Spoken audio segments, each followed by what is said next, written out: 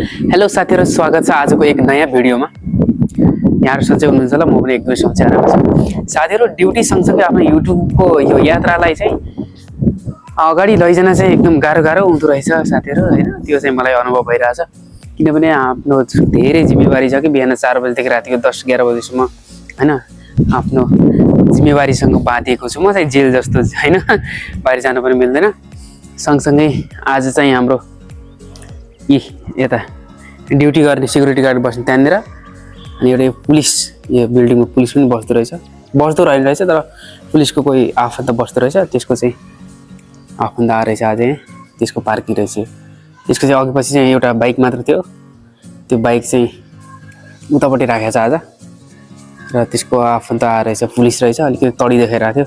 यहाँनिर security guard बसेर hot hot hot hot भनेर यस्तरी भनिरहेछ है। परदेशमा साथीहरू यस्तै त हो। फेरि यिनीहरू हिन्दी पनि नबोल्ने, फेरि सावधाला, होइन? तेलुगु बोल्छ नि, कन्नडा बोल्छ नि, तामिल बोल्छ नि, केही थाहा छैन, होइन? 1 वर्ष भयो, आजसम्म त देखाएको थिएन मैले यसलाई। यो आज चाहिँ आयो यो।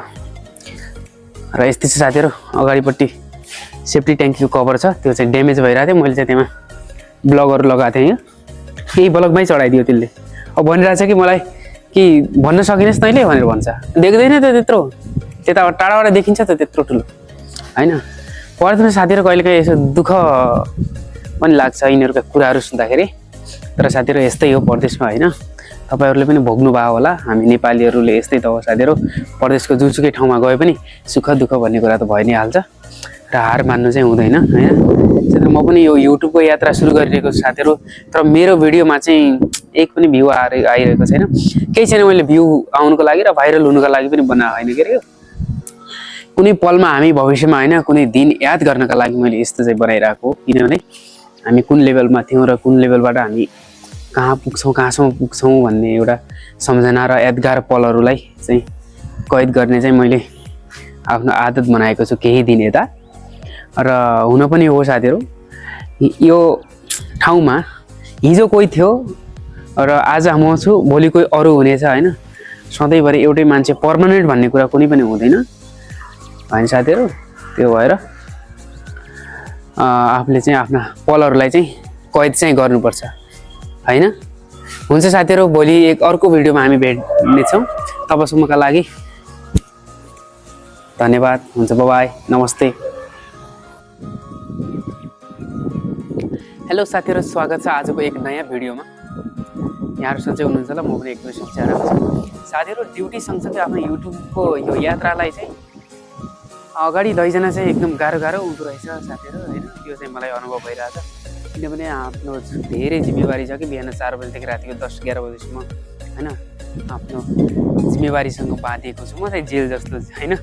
बाहिर जान पनि मिल्दैन।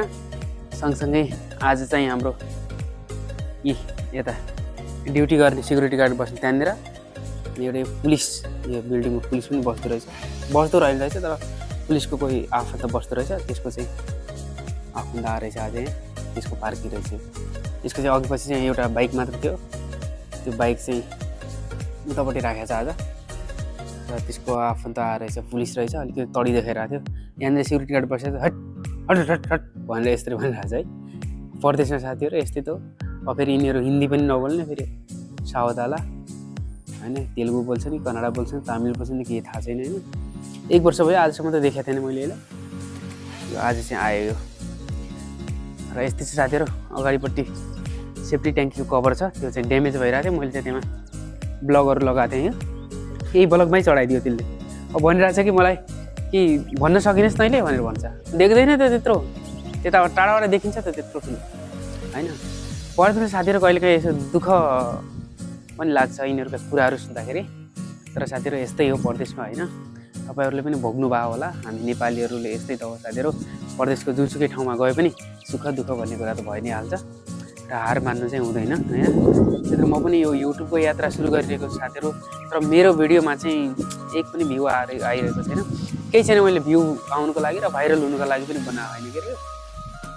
कुनै पलमा हामी भविष्यमा, होइन, कुनै दिन याद गर्नका लागि मैले यस्तो चाहिँ बनाइरहेको हो। किनभने हामी कुन लेभलमा थियौँ र कुन लेभलबाट हामी कहाँ पुग्छौँ, कहाँसम्म पुग्छौँ भन्ने एउटा सम्झना र यादगार पलहरूलाई चाहिँ कैद गर्ने चाहिँ मैले आफ्नो आदत बनाएको छु केही दिन यता।